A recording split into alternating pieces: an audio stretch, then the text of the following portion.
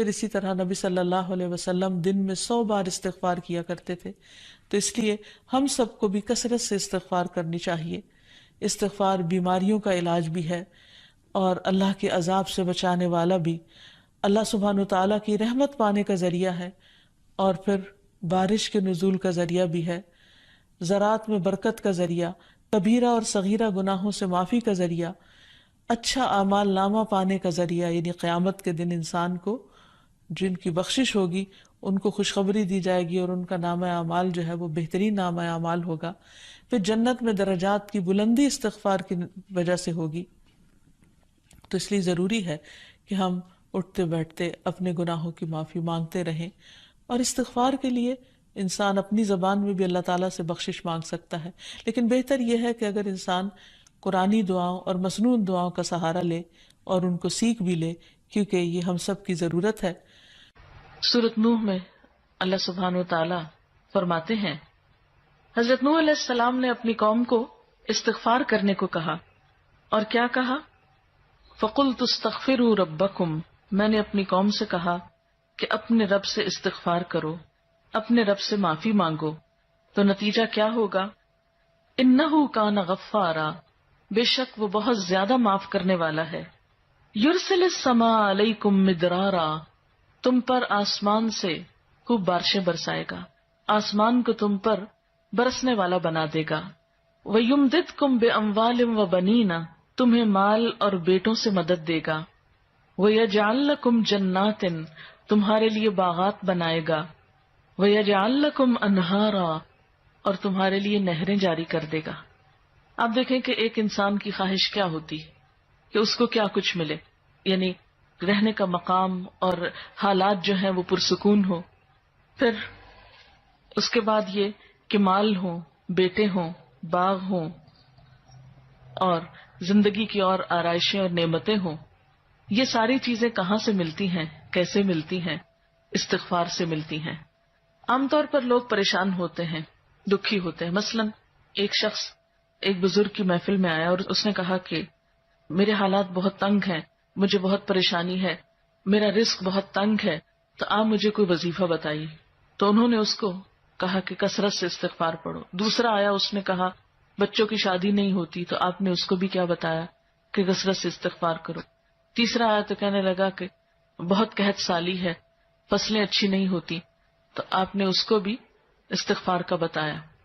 تو کسی نے ان سے پوچھا کہ بھائی 3 لوگ آپ سے 3 ڈفرنٹ مسئلے لے کر آئے ہیں، اپنی پریشانیاں لے کر آئے ہیں، آپ نے تینوں کو ایک ہی چیز بتائی ہے.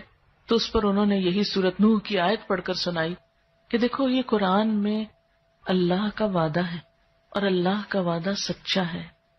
اللہ تعالیٰ کی بات سے بڑھ کر سچی بات کس کی ہو سکتی ہے؟ ہمارے پڑھنے میں کمی کوتاہی ہو سکتی ہے، لیکن اللہ کی بات میں کوئی شک نہیں. ذالک الکتاب لا ریب فیہ، یہ وہ کتاب ہے جس میں کوئی شک نہیں. لیکن یہ ہے کہ بعض اوقات ہم خود پڑھنے میں کوتاہی کر دیتے ہیں.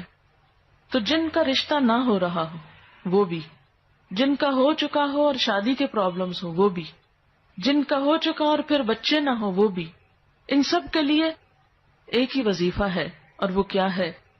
استغفار کا.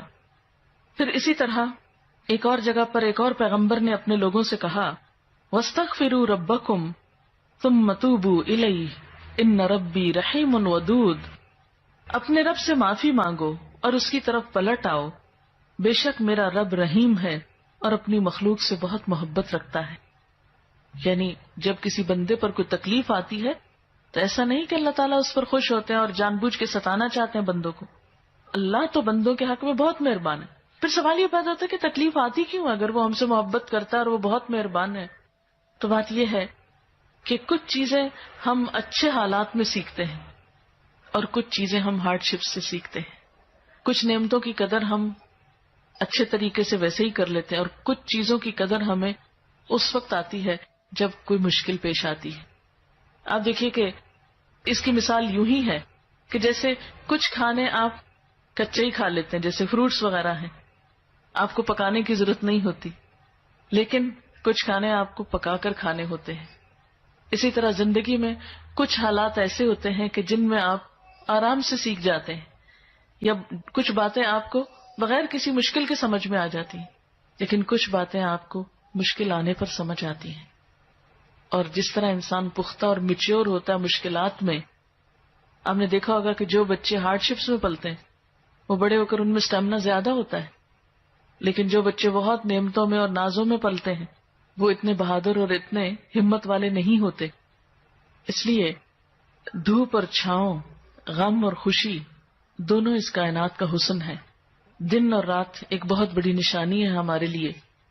تو اس لیے جب تکلیف آتی ہے تو اس موقع پر انسان اللہ کی طرف زیادہ رجوع کرتا ہے، اللہ کو زیادہ یاد کرتا ہے، زیادہ ذکر کرتا ہے، اور اس طرح انسان کے گناہ دنیا میں ہی معاف ہونے لگتے ہیں.